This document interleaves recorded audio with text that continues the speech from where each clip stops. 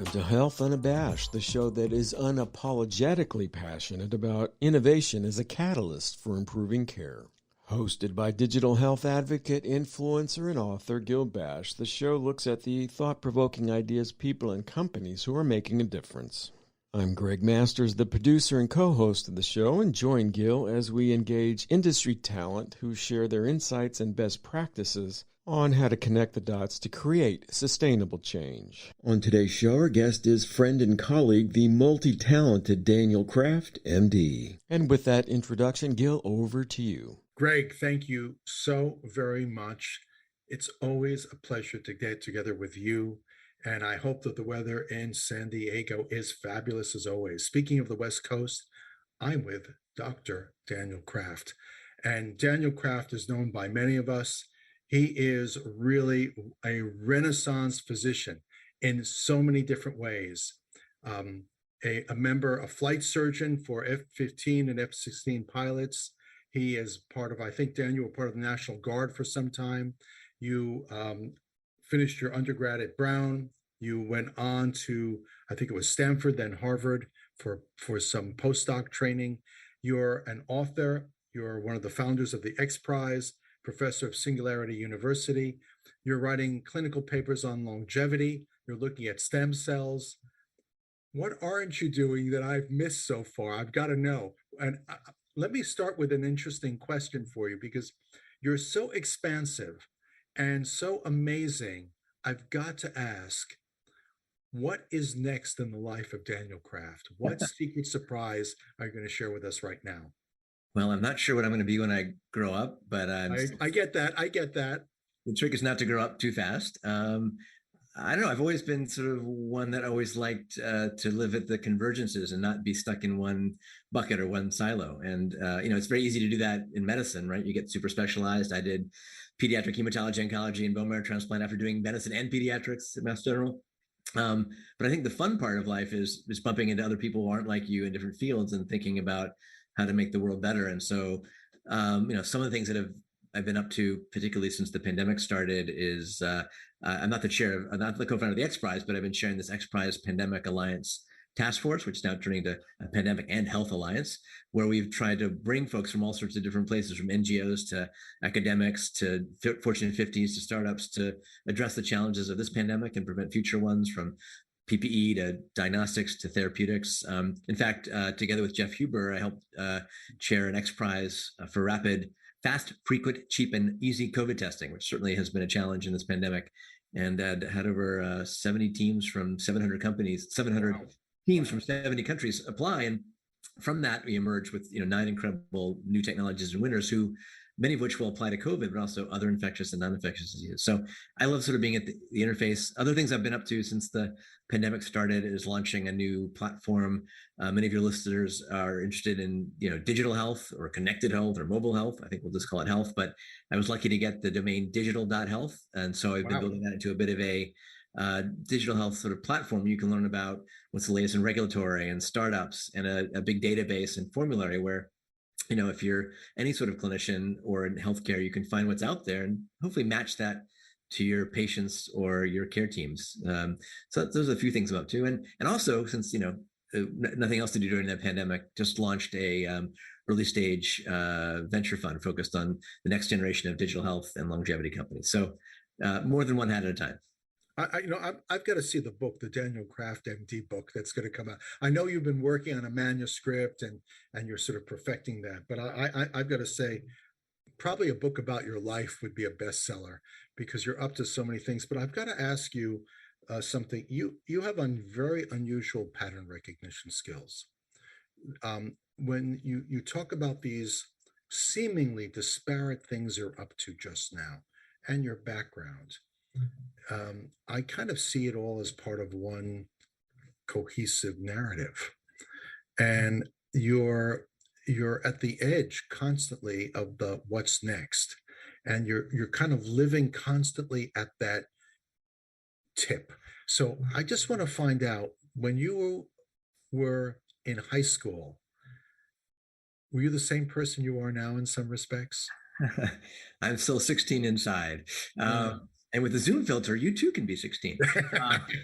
I think so. I mean, I knew in high school that I wanted to, I think, be in medicine and science. I actually got my start in science at the NIH. I grew up in Silver Spring, Maryland. I could bike to the NIH. And after 10th grade, I did a sort of summer internship there. I learned how to, clean beakers and make antibodies. And the next year in 11th grade, we had to do a high school science fair project. And I thought, oh, gee, I helped make monoclonal antibodies to the IgE receptor. What could we do with that? What if we could block the IgE receptor and block the kind of most common type of allergic reactions? To make a long story short, that worked both in vivo and then in vitro, and all sorts of science fairs, and got to go around the world. And that unlocked my world a bit from being, the standard high school student in Montgomery County, to bumping into all sorts of other folks, from a summer at the Weizmann Institute to spending 2 weeks with the Navy. I won this Navy science competition and spent time on aircraft carriers and driving submarines and Wow. Top Gun school, and realized I did not want to be in the Navy. But later I joined the Air National Guard because love to fly. So I think I am sort of the same person I was in high school. I always like trying new things, like blending everything from aviation to design thinking. And, I was always a bit of a gadget guy. I was the one who had that Hammerschler, Schmellischer. Yep, I know those catalogs. I love them.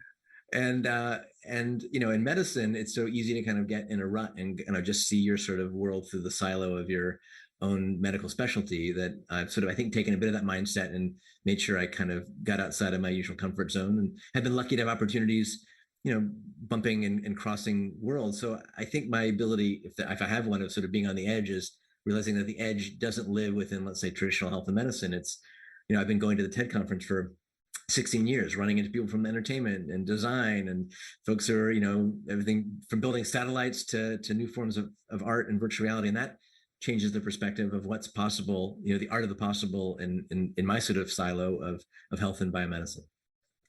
Speaking of TED, by the way, I remember going to TED many years ago, Monterey, with Saul Wartzman, when he was running it with his scarf around the neck, and then I think his son stepped in, and really it was the massive salon of people at the edge of innovation in all different ways. But I'm thinking of that mindset in that community, and thinking about your work. You're also a bit of an inventor. You're not just a scientist. You're not just a physician. You're not just a sort of a community organizer, a conference organizer. You're also looking at how things work and put together, and how to build things. Share with us a little bit of some of the stuff that you want to invent, not the stuff that you have invented, but because you've got like 50 different projects underway. You're doing a book, you're doing another conference. I have a feeling that you're building some other society. You probably have some other prize you're putting together. What's on the drafting board for innovation?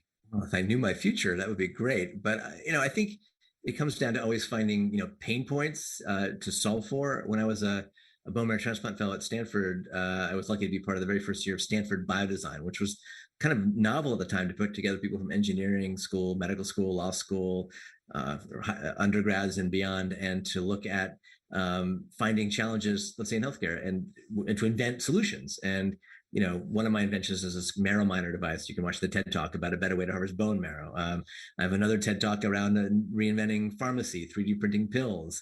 I've been inventing this digital health platform to solve the pain point of like too many apps and wearables and devices and solutions. How do you make sense of them?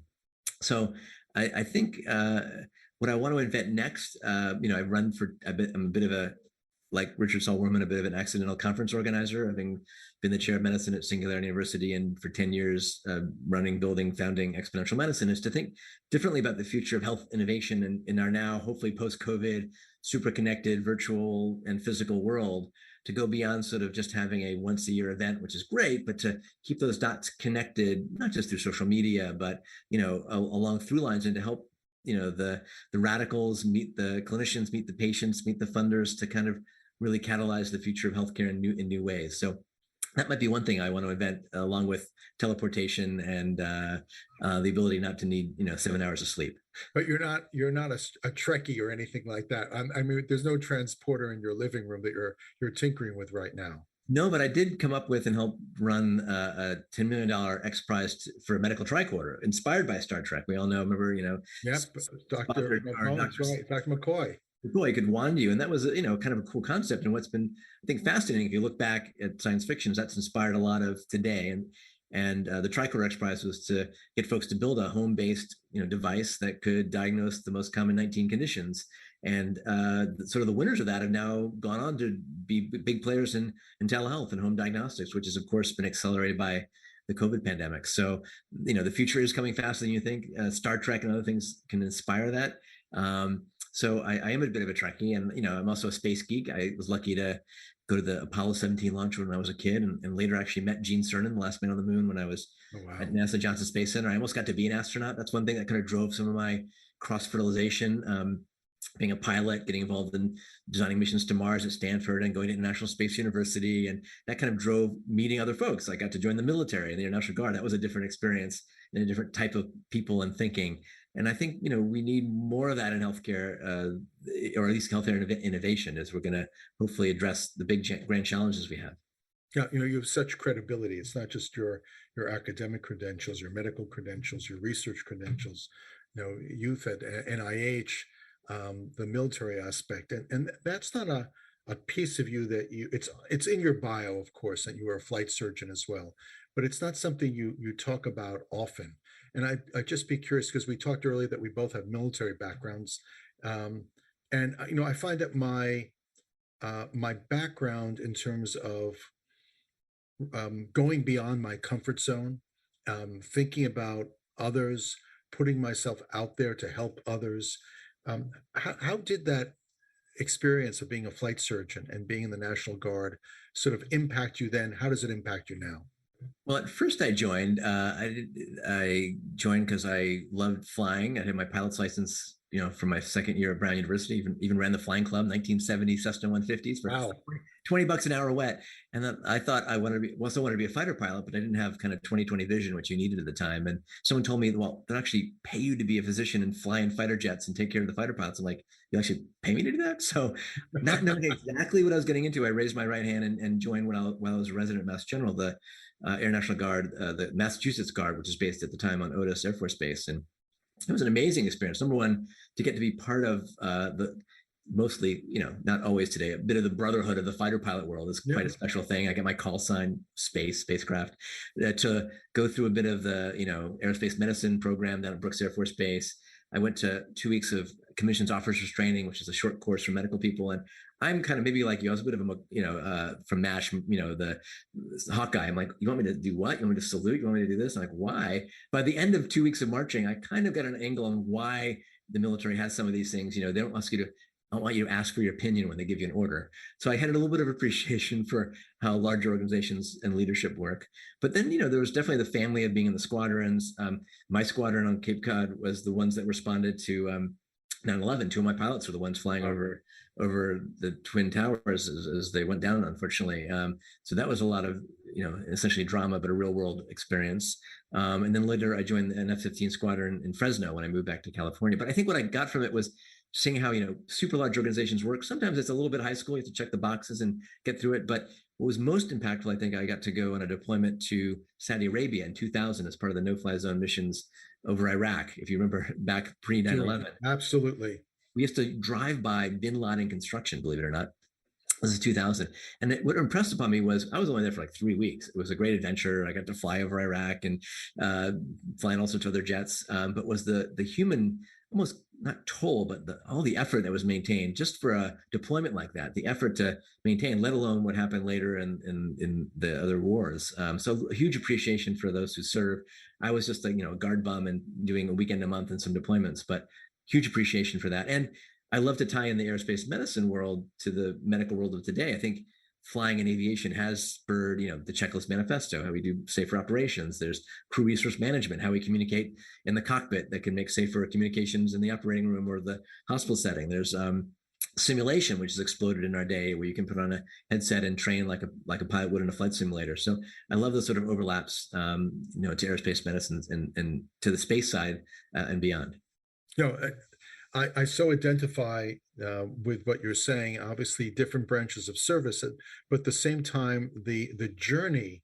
What I see constantly is this desire to explore territory, to take risks. And here you are. You're at a different stage of your life, your family, and you're still taking risks.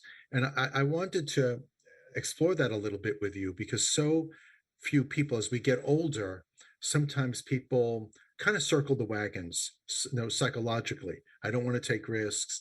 I don't want to, risk my credibility. I don't want people laughing at me. I don't want to risk my income. And, I've noticed through the centuries that the people who actually produce the greatest advances in humankind were all people who took risks. They took risks with their careers, with their reputation. They pursued with passion dreams. Whether it was Newton or others, they all took a risk. What risks do you think you're going to be taking in the next year? And what do you think about the concept of innovators and risk? And if you're just tuning in to Health Unabashed, our guest is physician scientist and digital health innovator Daniel Kraft, MD. Most progress happens at the edge and outside of our comfort zones. And I wouldn't say I'm a huge risk taker. I've flown planes and jumped out of airplanes and started companies. And those take some degree of risk in being outside of where things are sort of maybe most comfortable. But I mean, I think we all need to, if that's where we're going to grow, we need to take some of those elements. Some of them are more risky than others.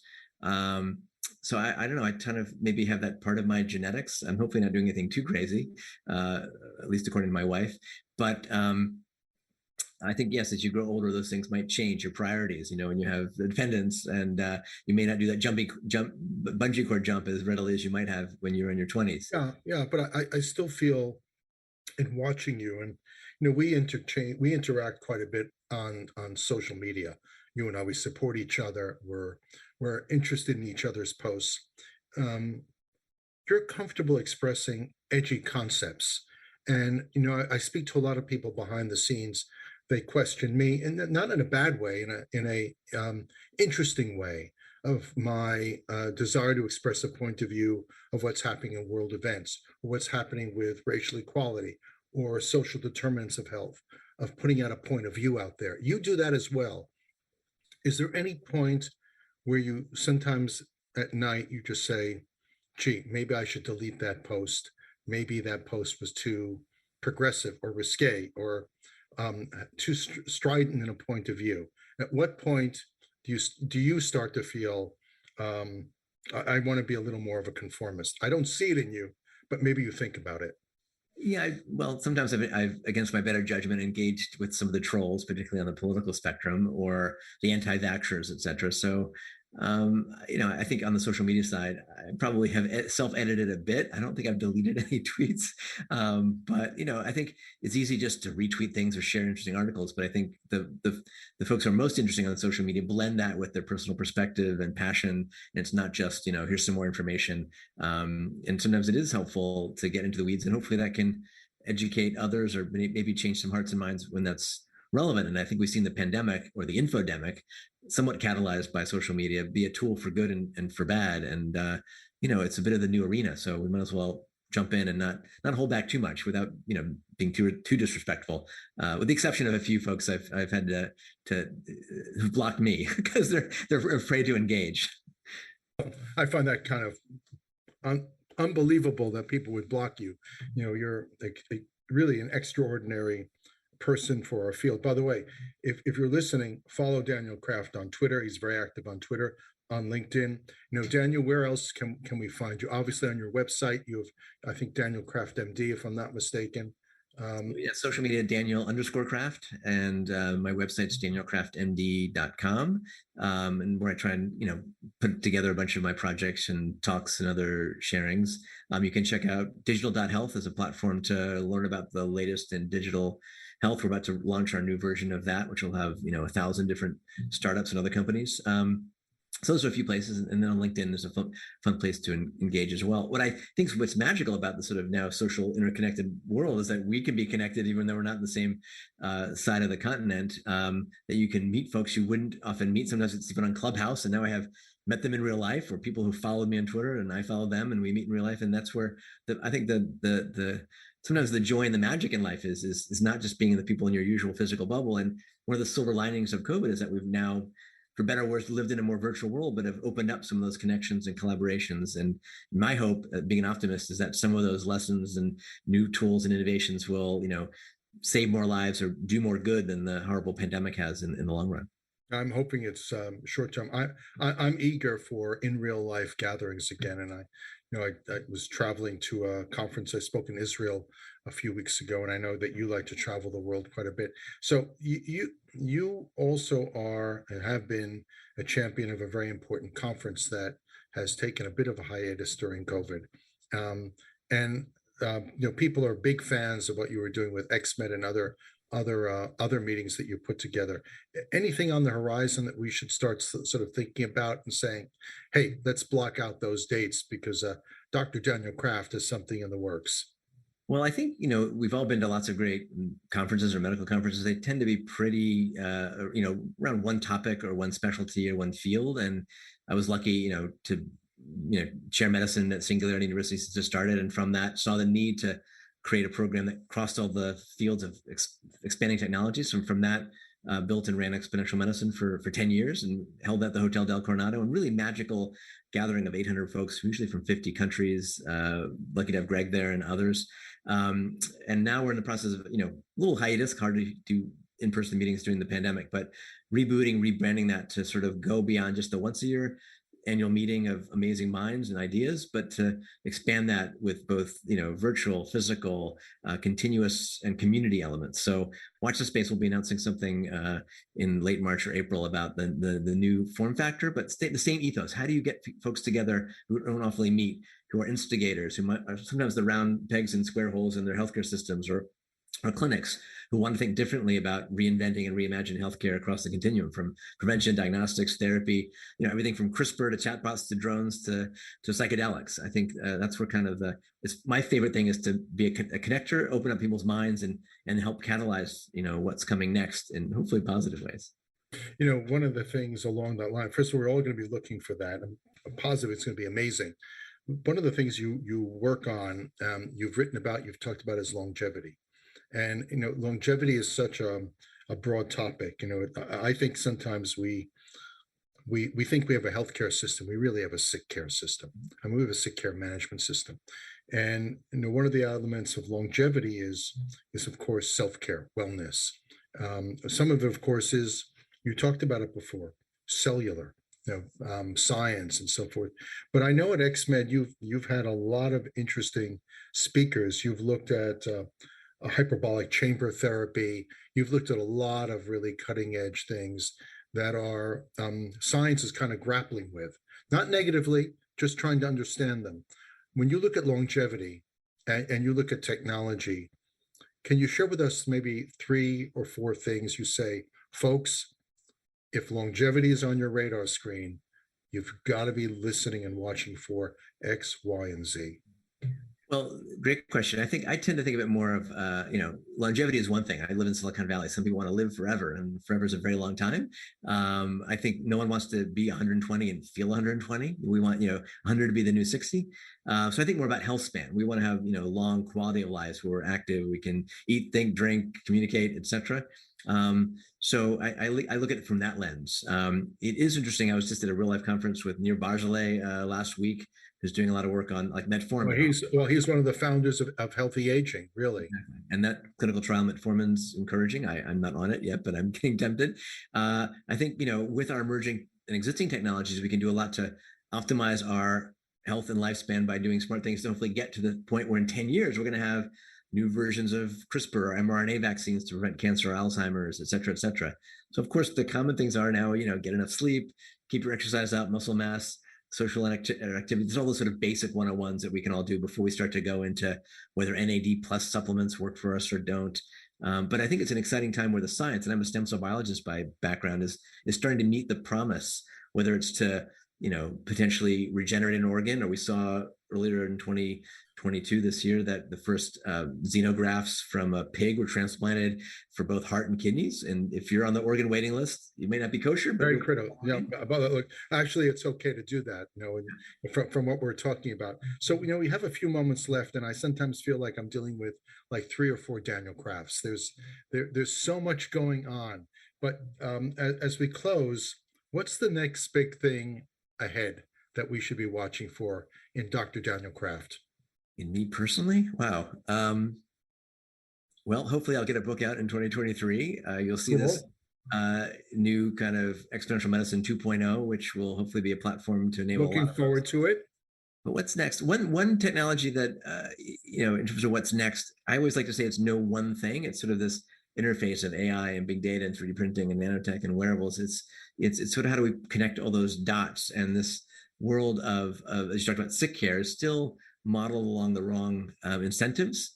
And I think what's going to get interesting, and hopefully something I can help instigate, is shifting our mode to not just self-care, but to precision wellness, and help align the incentives in healthcare systems, of which there are many, to sort of move in that direction. So I like to sort of connect the dots and realize that in many ways, in that old quote, the future's already here, not evenly distributed, don't need to invent anything into the future. We can take what we even have today, let alone what's coming next, to really shift things in much more personalized, proactive ways to take us to this true era of this new health age, right? And I love this quote from Regina Dugan, Sputnik sparked the space age, COVID sparking a bit of a new health age. And that was a bit of the theme of my last TED Talk from last year, which is that, by taking some of these emerging technologies, aligning the incentives, connecting the dots, we can really move the needle, not just on pandemic, solutions, but across the whole healthcare paradigm, and hopefully bring much more equitable care to more people, whether it's rural California or rural Rwanda. And so absolutely. First of all, Daniel, thank you. That was wow. Greg, again, always my friend. Thank you for bringing us together. Stay tuned, everybody. Follow Daniel Kraft. Thanks, Gil. And that's a wrap for today's broadcast. We want to thank our guest, physician scientist and digital health innovator, Daniel Kraft, MD, for his time and insights today. Do follow Daniel's work on Twitter via @Daniel_Kraft, and that's with a K. And check out the recent launch of digital.health, a curated portal of digital health apps, or via danielkraftmd.com. You can learn more about Health Unabashed on the program page at healthcarenowradio.com. And do keep the conversation going with Gil and me on Twitter by connecting with us via @Gil_Bash, that's BASHE, and Greg Masters, MPH, and that's Greg with 2 G's, and do tag your tweets with the hashtag HealthUnabashed. We air weekly on healthcarenowradio.com at 8:30 a.m., 6:30 p.m., 2:30 a.m. Eastern, or for you left coasters, 7:30 a.m., 3:30 p.m., and 11:30 p.m. Pacific. Until next time, stay unapologetically passionate about improving health.